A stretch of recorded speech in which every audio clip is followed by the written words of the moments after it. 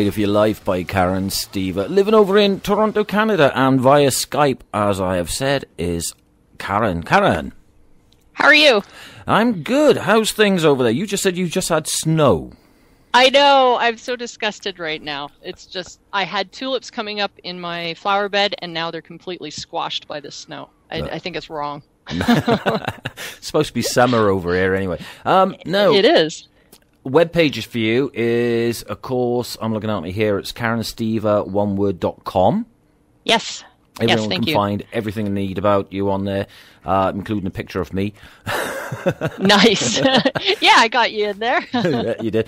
No, the music, your music is quite an unusual mixture, really. It's a mishmash of probably everything I grew up with except my mother's taste in Barry Manilow.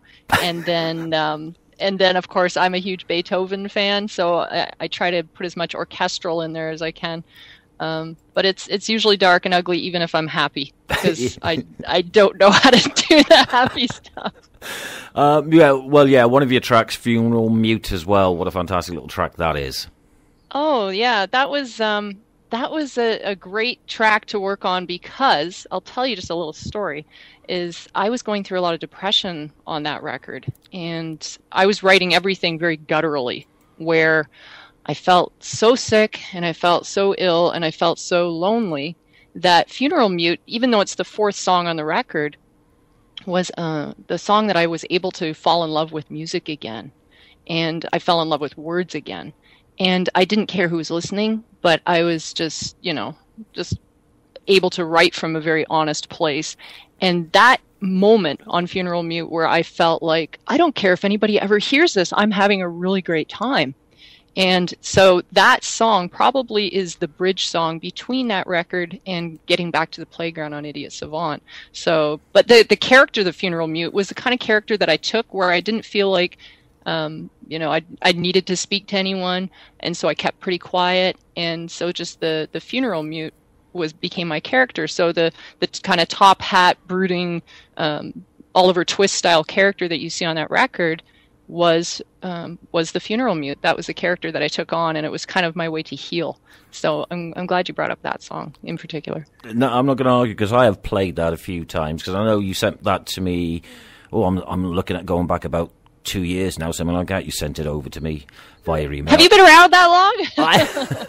I have been around that long, and I've been playing it. Like I said, it's one of my. I just love it because it's a great little track. Like I said, it is a very dark one, but you got new ones out. Like I said, we've got Green and Juggernaut as well. They're all off the new album that's out. Yeah, that's a pretty large record. I decided to take on something larger than I would have thought at the time. But again, if you can kind of put on the horse blinders to the world and enjoy what you do, it shouldn't really seem like work. So I took on this concept that started with the Logical Song by Supertramp, which they live over somewhere in the UK, do they not? I'm not even sure where they're from. But they have, of course, have visited over here, and I went to see one of their live shows when they were here. And it was that kind of logical song that became my epiphany song. It was my revelation song, because I wrote literally thousands of depressed songs or poems. And I remember hearing this one and thinking, that's the original intention, that we weren't supposed to feel depressed, because that's how I've been living, half my life was in this depression. And I heard those lyrics and I realized that there was two things. There was how life should go and how life does go. It's like, wow, that's completely different. And I will always be grateful to Supertramp, because they wrote that song, they inspired me, and I felt like the best way to show gratitude was to kind of pay it forward so that somebody else can experience that same feeling. Like, why are we so allergic to feeling great or feeling inspired? And so I kind of looked through the lyrics of that song, and it was, when I was young, it seemed that life was so wonderful. That was the original intention for us, right? We were all supposed to, just kind of pop out of the womb and just have a really good time. And then, they're going through the song, and then it's like, then they sent me away to teach me how to be practical and logical. And I'm like, that's my work day every single day. Like, I'm just becoming almost like a suit, and of course, by the end of their song, we become vegetables. Oh. And I was like, no, this is not cool. This is not the way I'm going to go. I'm not going out this way. This is not how my epitaph's going to read. And so I was looking at the lyrics of that song, and I would lay in bed and listen to the lyrics of the song and just think that's not the original intention. So I started into Idiot Savant, and I took 12 titles. I just had like working titles. The first one being Green, the song that you heard. And then it ends up with a song called Crushing Copper. And Green was, the original intention for us, but of course, as a child, we're fed all these different things, and it doesn't go that way. So throughout the record, I have a 9-year-old character, Ian, who is going through this. He is a savant from the 1930s, an era which I'm absolutely obsessed with. I love everything from the 30s. And so he goes through this whole journey, and, hopefully it chronicles his journey back to the spirit of play, back to that element of play, and crushing pennies on the train tracks again. So it takes you back to your childhood. Hopefully. And that's my hope, is that because Supertramp inspired me so much, I hope that that's the kind of inspiration that someone will get from listening to this record, in its entirety. Because it is a concept record. There's a book with it. It's large. It's very, very big. You can get it on, I know it's like on your webpage, there is a store there where you can buy everything, and signed as well. I do sign them, because anytime that I get something signed from an artist, whether it's just a piece of art that's in my home or whether it's music, it's just that nice little touch. So I hope to always be able to do that when people order their CDs or posters or whatever. Just put a signature on there. Your hand must get very tired with all the ones you've had to sign and stuff. I've seen some of the photos of the fans with the CDs, and I think your hand must be absolutely shattered when you finish. Actually, I find life more exhausting than writing. Writing is my passion, so I find just the drama of everyday life to be the exhausting part for me. Just dealing with it. But yeah, thank you. Also, Idiot, we're talking about the new album there that you got coming out now. Is it going to be available on iTunes? You know what? That's something that I'm sitting back and I'm being one of those cross-armed little brats at the moment. You're not going to do it, are you? You don't want to do it. I may do it, but right now I'm watching the music industry in a little bit of disgust. I'm seeing kind of all the... I say the music industry. I never say that about music. I do love music, but I'm seeing the wars that are kind of going on between. It almost reminds me of when Lars Ulrich started the kind of Napster war, and I'm just watching right now and just kind of seeing what's going on, and I feel like the people that purchase the music from me are part of my community. They're people, that have known me for a long time or that are in our circles. And a lot of them have said to me, Karen, how do I get the most money to you? And I'm like, well, iTunes right now is taking 30%. So, you could do that if that's convenient for you, or, you can buy it straight from the site. And that's really just a humbling thing to have people want to push you along and help you along in what you're doing because they believe in the movement. So I may put it up there. I did have my last record up there. I'm just, like I said, I'm just being a little bit of a brat right now. You are. Now, so people have got to go onto your webpage. I've got to be honest, onto the site, because there's so much stuff there for sale. There's the old album, got T-shirt and CD, download. There's so much on here. It's unbelievable. Yeah, and do you know what I want to do more of, Angel, is that I have something up there that's a copper box, and it has a top in it, and it's the original lyric kind of was from the song Green, where it's like watching a top spinning out of control. That's the kind of sickness we feel in our stomachs. And so I want to have more things in the store that represent the lyrics. And because I do paint and I make props and things like that, I want to have more things like that in the store. So hopefully just kind of keep coming back and visiting, because I'll probably add some kind of cool little trinkets. Cool. Who does all your artwork? That is Frank Greiner. He's also my co-producer on both records. The Ride of Your Life track that you heard, and also Idiot Savant. He does the artwork. Because I'm looking here now at your webpage, and some fun, even just the pictures on there themselves, the artwork on them is amazing. Oh, thank you. Yeah, he's one of those kind of multi-talented people that you're disgusted with because they're like, the Justin Timberlakes of the world. They can do anything. You're like, oh, you want to hate that guy, but God, he can do anything. He can play hockey. He can play. Frank's one of those guys. He's a mixer. He mixed a lot of those Rob Zombie records you've heard, The Sinister Urge and Hellbilly Deluxe. So that's originally why I wanted to start working with him, because I would always put one of his CDs into my car and be just like, wow, these things just slam. They just kick it really hard. And so I wanted to work with him for that perspective. But then, the longer I worked with him, the more I realized this guy can do just about anything that he, sets his mind to. The music videos that you see, he's playing guitar in them. And you see he's the guy that edits these videos together, and he's the guy that does the artwork for them. And I'm really fortunate to have such a great co-producer. Well, I know Juggernaut's out on YouTube, and that is quite very dark. You're right, it's very dark. Yeah. Video. Well, I think maybe because I grew up with a lot of depression and a lot of problems in my life that I'm connected more to darkness. I'm one of those people, I wake up in the morning, the long shadows are nice, but I don't like the afternoon sun because it's just kind of bleak. And then, as soon as I can set some orange lights and candles at night again, I'm happy again. So I guess light does affect us, right? It does affect us. In that way. But there's something, it doesn't always have to be like evil and brooding, but I just feel more connected to that kind of lighting and that dark time that I went through. Hard times. Yeah. Now, are you going to be getting over to the UK to tour? Well, listen, can I take an opportunity to shout out to my friend Phil, he actually lives in, I don't know Wales that well, but he lives in the Port Talbot area. Right. And this is a guy who's been my online pen pal for, Phil, please do correct me if you're listening. It's been 12 or 13 years, and I've never met him face to face.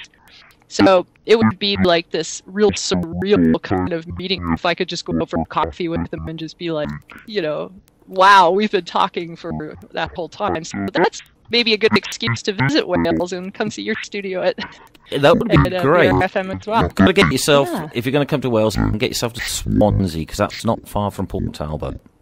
Oh, okay. All right. What goes on there? Oh, they've got great music scenes. Okay, awesome. Yeah, that'd be great. That'd be fun. It's not, like I said, it's not far from Port Talbot as well, so you can go and catch up with Phil for a cup of coffee. Yeah, that'd be great, yeah. But have you got plans of getting over to the UK? I would like to do that. Yeah, I would like to do that. So, just, let's try to do one of these face-to-face at your studio if I get over there. That would be fantastic to get you in here to come in and do maybe an acoustic or something like that. Yeah, that would be fun. How do you feel about doing acoustic tracks? I actually, that is how every single song that I've ever written was written. They all start acoustically, with acoustic guitar or piano. And so that's actually a comfortable place because that's how they were written. And so I always feel like a song should kind of work sitting around a campfire. And you can always blow it out and put all these big orchestral arrangements and heavy guitars and all that on them. But I kind of gauge whether I'm enjoying the song by how it kind of holds together in an acoustic setting. And I think a good example of that is maybe a Cokeed and Cambria, where you hear they're a heavy band, but then you'll hear their songs in an acoustic set, and you think that's a great song. I just thought that was just something heavy that I could bang my head to around the house, but it's actually a really good track. It's the stuff you like to listen to, is that as well, acoustically. Yeah, like I said, absolutely. People want to go get the latest album. It is on the Karen Stever website. That's STEVER. Thank you. Yeah. And you pronounced my name right. That's great. I get no, but even Stever, I get Staver and just some weird. It's taken me a week to get the name right. You're like, is there a Canadian pronunciation of that? It's quite an easy name, really. You just think of Steve, but you just put an ER on the end. There you go. Just absolutely done. Yeah. It's easy to do that one. But like I said, most people go, then get onto the website. There's the blog. You do a blog on there. You got videos, news, store, swamp, food as well. I started putting up food because I'm a vegetarian, and I know a lot of people will say that they don't have enough recipes. So I started to do a food blog because people requested me to. It's harder to eat. I don't know if I can do vegan because I can't give up my cheese, but I know that people like Ellen DeGeneres, they have chefs who work in their house, and I'm like, wow, it's so easy to be vegan when you're just like, you got all these chefs working for you. So I thought, well, I'll share some recipes, that's fine, but I'll probably get to the point where I'm like, oh, that's too many pages, and just clean it all out again. And then just change your mind on it altogether. Yeah, right. But my favorite thing in the world to do is write, and so I will probably always blog in some form. I have done video blogs, and I just think, from a cathartic standpoint, I like to write and just kind of get things off my chest that way. So I'll always have some kind of blog. It's funny, I started to do an online diary. I'm not sure, like I said, how long that you've been around, Angel, but I started doing that back on MySpace. Oh, God, yeah. I think that's where I first met you, on MySpace. Yeah, and I was happy to find all these other people online who struggled like me, and our community really grew. And one of the blogs on there had ended up being in the. I got a screenshot of it. The top blogs that sat right between President Obama's blog and Justin Bieber's blog. and here I am in my funeral mute costume with this big old top hat. Not wrong with a top hat. Yeah. And I couldn't believe that there was so many people that were battling depression that we could have just taken over a blog spot like that.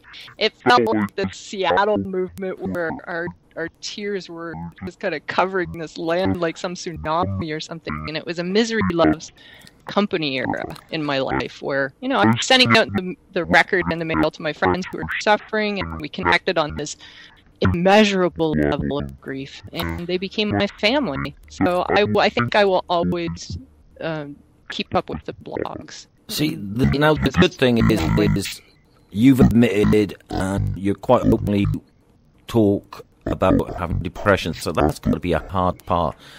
But thankfully, you've got the music that takes you to a different plane.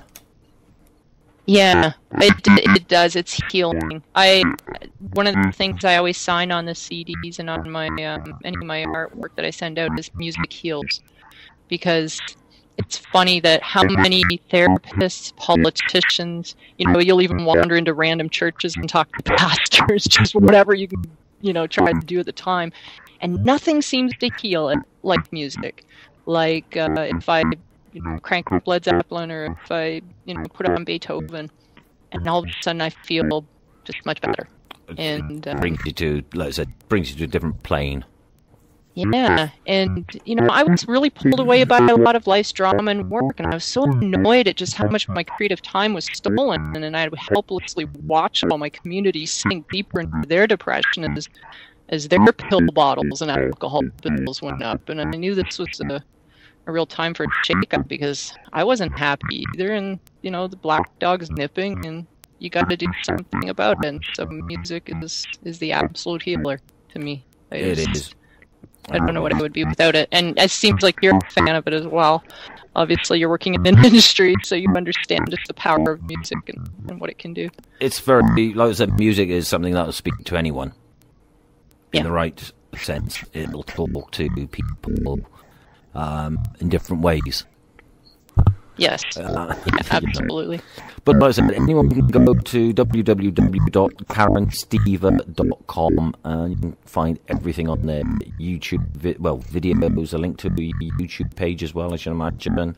A blog to find out what's happening. Recipes for vegetarians. I suppose I should just get some meat eaters ones up there just to be on the safe side. News, the store where you can buy everything, sign up for a newsletter as well from Karen. And you personally, like I said, you personally sign these and get them out to the people themselves. Yeah, I do. And it's funny because I did during Playground Isolator. That was during the economic crash, and nobody was selling records at that time. And I was like, you know what? I still want these people to hear the music. And what I was doing during that record was I sent out this. I didn't have as big a community as I do now, so I can't do it anymore. But I sent the record out, and I said, "Pay when you can. Just pay when you can." And it was a pretty amazing experience because I was fully prepared that just people were just going to take free product and I'd never hear from them again, And then people did. I would get somebody a year later or 2 years later or whatever, just be like, Karen, I still owe you for that CD. And I'm like, wow, okay, that's cool. I can buy bread this week. That's awesome. and what happened on this, I don't know if you're aware of what happened to me last summer with the Idiot Savant record, but I did one of those pledge music campaigns.